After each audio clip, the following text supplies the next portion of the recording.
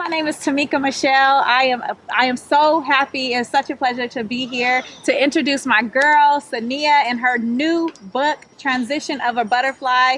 Let me tell you, girl, this book gave me life. As a life coach and transformational speaker, I was, oh my God, like reading the book, there was highs, there was lows, there were so many emotions that I felt. Then I cannot wait for this book to get out. As I text you, this is a bestseller. I'm claiming it. I'm believing it. This book was all of that. So, I mean, I don't even know where to start because legit, like when I opened up the book, I swear to you, I felt like you were telling my story. Like just from the first page, like talking about Kat, the characters, it's just such a dope story. Being the oldest of 10, I felt like this was my story. Like somebody has captured my story. So tell me kind of the premise. How did you come up with this?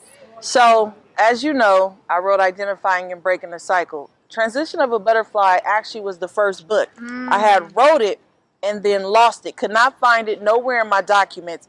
And then I wrote Identifying and Breaking the Cycle. So after I wrote that, I'm like, that's a self-help book, but now I need to show characters how cycles actually play out, because you can read a self-help book, but I think it's better when people actually see it. Like, oh, you know what I'm saying? Because we say cycles, but how do they play out? How do they affect us? And that's what led me to write Transition of a Butterfly. Right. Like, I mean, real life experiences. I don't know any young girl that could not relate to the topics in this book.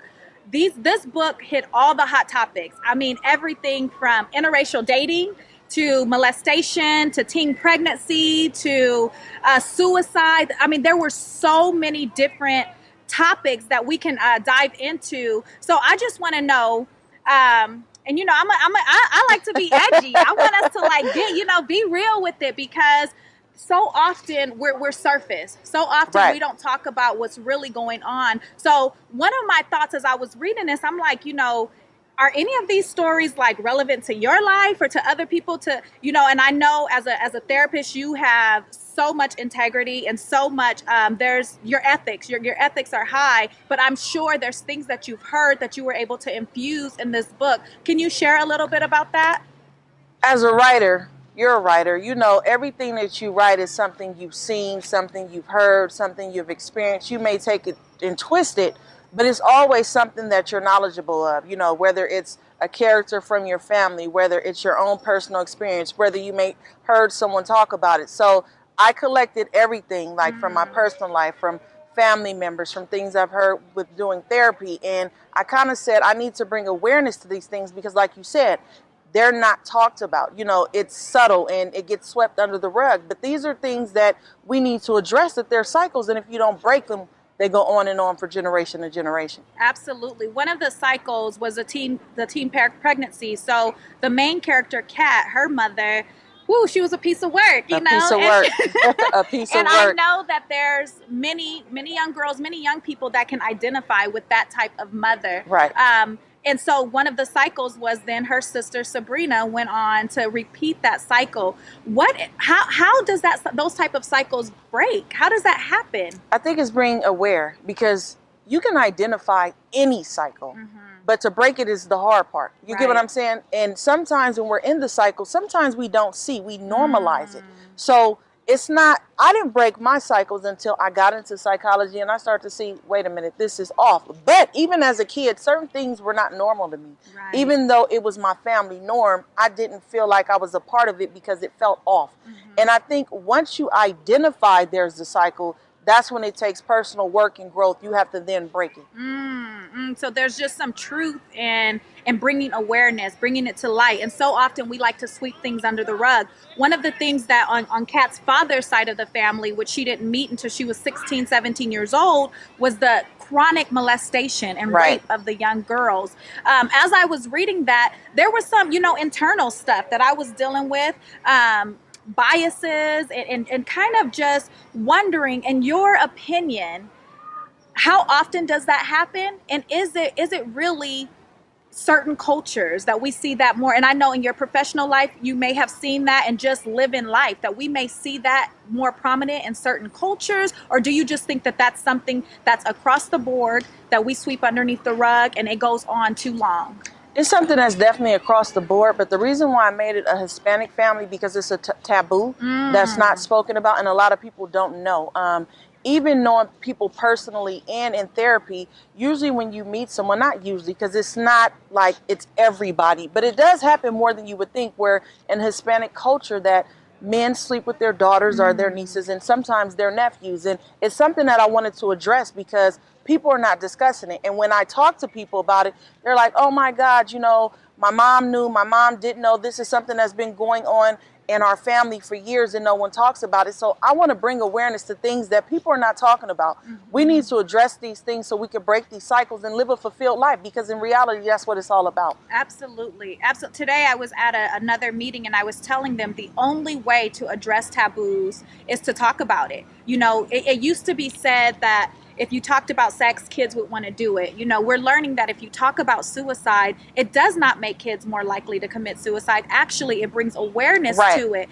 With recent things, I mean, there's so many things that this book, man, like just today, like in today's day and age, I'm not sure if you watched 13 Reasons Why. Yes. Man, Yes. and it talks about suicide. So as I was reading the book, I thought about Stephen and how he committed suicide. How does a young person, an old person, whoever, you know, I think suicide is actually a normal emotion that at some point we all may have that fleeting thought. How do we prevent it? Is suicide even preventable? I think it's definitely preventable. And I think just what you said, how sometimes people had said, like, if you talk about sex, kids will want to have sex. Not necessarily. I think when we don't address things, that's when we're more susceptible to do it. Like for suicide, talk about it. Tell your parents, tell your friends, I'm feeling like this. So that way we are aware that you're feeling like this. That way we can have a preventative measure. We can put coping skills in place, get counseling, talk to someone. But if we don't discuss it, how do we know our loved one, our friend is dealing with this? And usually that's what makes them end up committing suicide, because there's no outlet. Absolutely. Oh, man. When Kat was going through the things that she was going through, she went to a therapist, Mrs. Mayo, right? And Miss Mayo gave so many coping skills that really helped Kat, and that pushed her to the limit. I think so often why we don't like to talk about stuff is because it pushes us. Exactly. We have to do some work. What are, even in your professional life, and just some things that you've done to really help you break those cycles and push past the limits that maybe your family, that culture, that society has put on you? It's work, and that's the problem. We don't want to be pushed to grow. And I always say, if you're not growing, you're stuck, you're stagnant, because you shouldn't be the same person you were years ago. Yeah. And it's gonna take work, but you have to be willing to do the work. You know, even being alone, because when you break away from the family cultural norms, everyone is not going to understand it. They're not going to understand it. They're not going to accept it. And they're not going to understand what you're doing. Some people may think it's dumb, but you have to do it for peace of mind for you. So even if that means being on your own island by yourself sometimes, because it's going to happen, trust me. Yeah. When you break away from generational cycles, especially within your family, people are going to say you think you better. I've been told that a lot. But it's not that I think I'm better. It's that I want more. I'm better enough to want more. And this is not what I want. So I am better. Come on, not now. in an arrogant way, but in a confident way, because I know my worth and I know what I'm supposed to be doing and who I'm called to be. Yes. So being by yourself, don't be afraid to step out. And I always tell people, it's easier said than done to break the cycle. But the question is, are you willing to get it? Yeah, absolutely. And some of those things that Kat's therapist had her do was like journaling. How beneficial do you think journaling and really facing the truth, looking at it head on and just saying, like, calling it is what it is? Do you think that those things are truly beneficial and there's something that everyone can like put into their life and do on a daily basis? Definitely. I think you should always self-reflect. I mean, even as a therapist, I always self-reflect. Even if I didn't see the bigger picture and someone comes and tells me I offended them or whatever, I'm going to look at how my actions could affect someone, because I feel like if we don't internalize and look at ourselves, because it's easier to look at other people than focus on ourselves. So I feel like when we don't look at ourselves, we're cheating ourselves to be a better us. Very good. Man, one of the other things, you know, it's crazy because even good things can be seen as taboos in certain cultures. Right. So one of the things that really impressed me, because, man, I'm telling you, this book, y'all, it had me on an emotional roller coaster. I was like, oh, Lord, is this girl going to get any relief? So the fact that she went to school, that can actually be seen as a taboo in some cultures. Like like you said, she thinks she's better than. She's running away. Her beauty. You know, some of us didn't ask to be this pretty, y'all. But some of those things are actually taboos in certain cultures. Right. Talk to that a little bit about the school and her looks and things that she just kind of inherited through God. In any culture, I've seen in Asian, African American, Hispanic, darker is always ugly, you know, and the lighter you are, the most beautiful you are. I know in the African American culture, speaking from my ancestors, it started within slavery. Yes. And it was a mindset that has basically snowballed from generation to generation, and we still haven't broke it. You know, it went from being the lighter now to being mixed, and it just keeps reincarnating itself, but it's not dissolving, it's not decreasing. And I think the only way, even with that cycle, is that we break it, is that we teach our children that they're beautiful regardless of their skin tone, regardless of their hair texture. And we also let them know that other people are beautiful just as well. Like I have kids, they're like brown to light, they have curly hair, but I've always taught them that love yourself, but also recognize there's beauty in every color, every hair texture, every body shape. And I think as African Americans, we don't teach that. We actually self-hate ourselves. You know, you hear people that say, "Oh, we'll only have a certain, you know, I'll only date certain people." And you could date whoever you want. Black, white, Hispanic, Asian, whoever. But when you feel like that you only want to date a certain person so your kid can look a certain way, there's an internal issue. Right. Because if you're saying, "I'm an African American and I won't date an African American," in reality, what is that saying about you? Right. So I think those are the things that we definitely need to address. We've been addressing it for years, but it doesn't seem like it's getting any better. I'm loving the movement, even though I have my fake hair. I'm loving the movement of the natural movement, because for so many black girls, they are taught that, you know, your hair is not good enough. And I think, you know, hair to me is like an accessory. Yeah. So you can wear your hair any kind of way. My thing is just being comfortable with you regardless of what it looks like.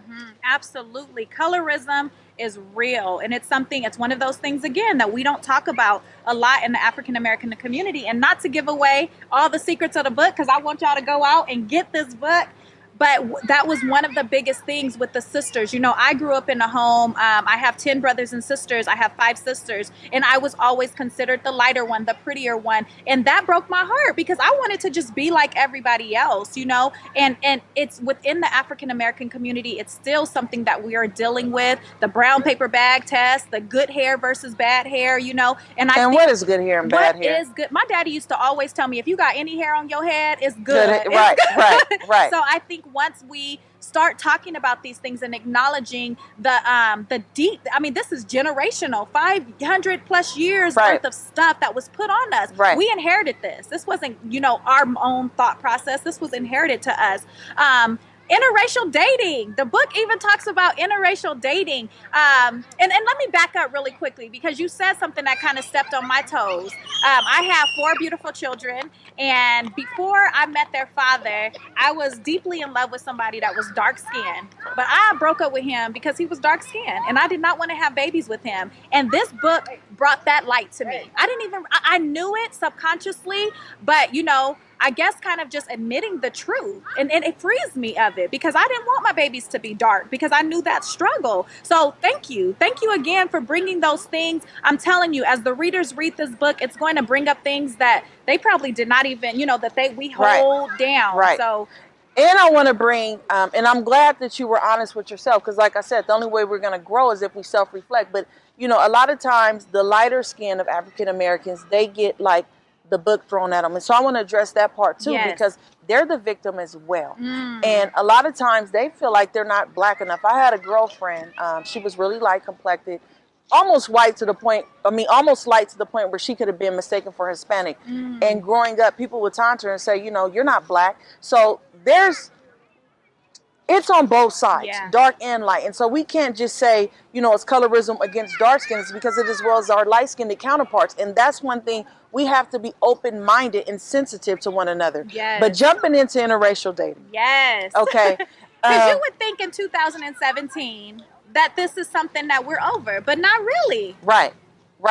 It's still something that plagues us to this day, something that we're not really open to, even though we say we are. But we are a country that's divided, obviously, based on, what we're seeing in the media. And so I wanted to have an interracial couple in the book because I wanted to showcase, love does not have color. It does not have color. I think we teach our children that love has color, or you have to be with a certain person, or a person has to look a certain way. They have to have a certain job, a certain build. Love has no color. You don't choose who you fall in love with. You get what I'm saying? Yeah. Love happens. You don't say that person is medium built, got a beard, they're this complexion, I want to love him and marry him. Yeah. It doesn't work like that. Right. And so I wanted to showcase that when you fall in love from the heart, not based on the exterior. You may be attracted to that person, but it goes far beyond just the look. Yeah, good. That is so good. As a single woman, single, ready to mingle, I'm like, hey, as long as you got all the right qualities, I'm there. But, this book, again, it just touches so many different areas. One of the other things that I kind of wanted to dig a little deep and get your perspective and really pick your brain on the LGBTQ population and community. They're a community that is marginalized and sometimes discriminated against. And in the book, the character was very vocal about her opinion. So I wanted to get your opinion and your true, honest opinion about that community. And if I could imagine, the way the character responded is very similar to how you would respond. And I just want you to bring that to light. It was definitely the way I would want to respond, or I would respond in a situation like that, or I have responded. The LGBT community, I feel like, as people, we are to love and accept anyone. And I think sometimes they get the book thrown at them as well, because we say, well, that's against God. It doesn't go with biblical terms or principles, which I agree. But at the same time, I feel like we all have our strongholds. We all have our hangups. And I feel like to love is the best way to overconquer anything. Yes. And that's how you bridge the gaps with people. And so I think a lot of times we are so judgmental with people, like, oh, well, they do this, it doesn't align with my beliefs, but that is okay. That doesn't mean you can't love someone because you don't agree with what they're doing. But the reason why I responded the way I responded in the book was because I feel like a lot of times if I say I don't agree with homosexuality, then I'm plagued or, demonized, or you are homophobic, or you are against, and I'm not against anyone, but just because your belief does not align with mine does not mean we can't be friends. Right. Does not mean I can't love you. Does not mean I can't have a conversation with you. It just means we have different views and principles. Absolutely. So I responded like that because I feel like anytime I say, or someone that is not, homosexual or lesbian or whatever, it's like, oh, well, you're putting us down, you're talking about us. And it's like, that's just, you have your opinion and I have mine. How come I can't be just as vocal as you with your beliefs and values? Yes. It should be the same across the board. You don't agree with me because you date a man or a woman. And I don't agree with you because I date a man. You get what I'm saying? So you give us an equal playing field where we both can say what we feel without bashing, degrading, and disrespecting each other. Yes. And one of the biggest principles that I got was non-judgment. There was no judgment. It was facts. Like, this is how I feel. This is how, there was no judgment. And I think if we continue to go about our life with every situation that way, both parties can be happy. Right. There was a pinnacle moment in the book, a happily ever after. There was some good stuff. And one of the things that I really appreciated is how you basically, gave props to your husband, gave props to yourself. That I think that was so beautifully done. And I wanted to kind of talk about your strategy in doing that. So I feel like we always promote everything. We are walking billboards. And the reason why I say that, if a woman has on cute shoes, another woman is going to say, those are cute. Where did you get those shoes from? So in my book, I talk about my friend's season. I talk about my husband's brand. I talk about refer to myself, because who's going to market me better than me or like me? Because everyone is not going to market you. I feel like we market people every day for free, these big corporations. So if you can market them, why not market yourself? Yes. It was so, and not only did you market your husband and your friend and yourself, but you like repped Cali to the fullest. And I was like, yes, West Side stand up. Y'all know I'm a little hood still, a little bit.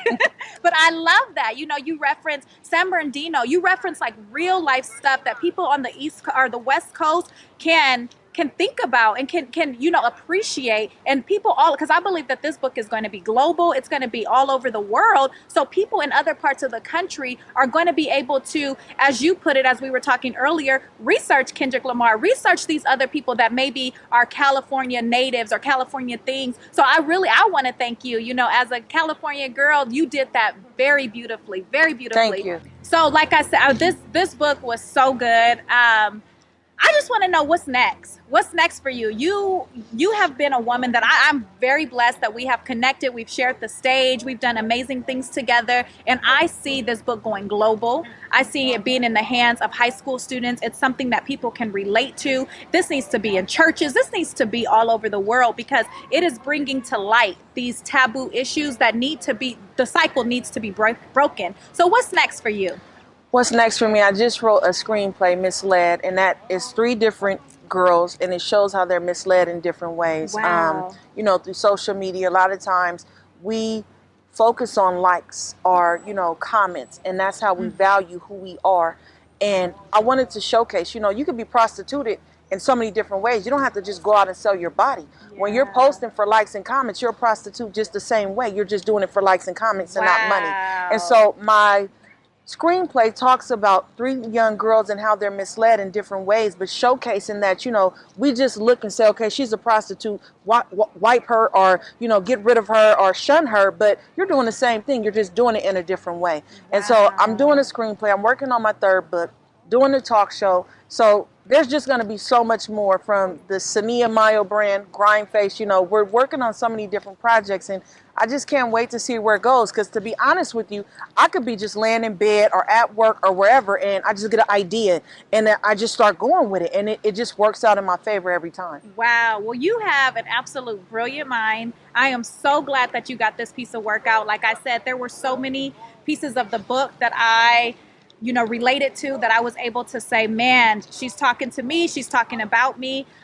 One of the things that would you hashtag don't prostitute yourself for likes, man, that needs to be like on a shirt or something, because so many of us are guilty of that. You post something and then you check in every 5 minutes to see how many likes you have, and we need to stop that. We really need to stop that, because that brings up so many insecurities, so many deep-rooted things. And I think from the book, from my interaction with you, one of the things that I've learned is just to love and accept yourself for who you are. So I want to thank you. I really want to thank you for this book. I want to thank you for bringing up topics that we don't talk about, and bringing them to light and making them real and relevant. Anything else that you wanted to share? Your husband is amazing. He's doing his behind the camera work right now. Is there anything else that I would just share with anybody, because we didn't have a lot of resources when we started. And I feel like a lot of times I hear people, they'll send me their book or say, can you read my book? I need help. And it's like, start with what you have. Yes. I think as long as we keep waiting for what we need, we'll never start. And so my idea just came with a pencil and paper. Wow. I just started to write. And so, billion-dollar corporations are started with just an idea, a pencil, and a paper. So don't wait to say, I need this, I need a cameraman, I need an outfit, I need my hair done. Just do it. Just do it. Just do it. With that, I just want to thank you so much for this transition to Butterfly book. It is going to absolutely change your life. Go out and get it. Just do it. Stop making excuses. Go out and do it. Live the best life that you should live. And like my girl always say, break them cycles. Love y'all. Peace.